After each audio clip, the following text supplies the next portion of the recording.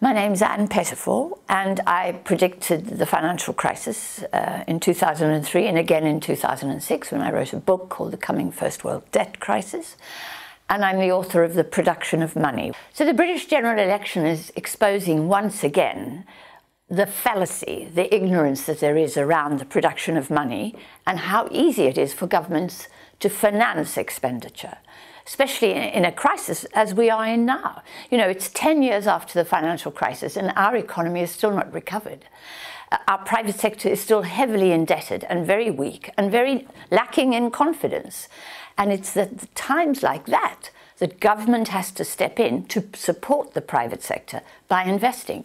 But the arguments here in Britain, as there are around the world, is there is no money. You know, there seems to be a lot of money for bailing out the banks, a lot of money for building nuclear weapons, but there's no money for elderly care or for the weak and the vulnerable or for decent education or for the arts even. And so what I argue is that there is enough money for all that. There is no shortage of money in society. The British political parties are behaving as if all our money comes from taxation. And in reality, taxation is a consequence of both government and private sector spending. It's not the source of finance for that spending. In other words, taxation happens after a government or the private sector has invested and spent money into the economy.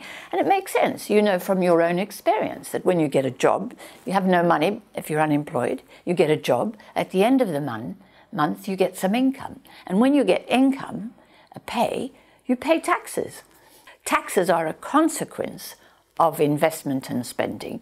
They are not the thing that finances investment and spending. That thing is the banking system and the central bank, and it's done mainly through government borrowing, which is a good thing.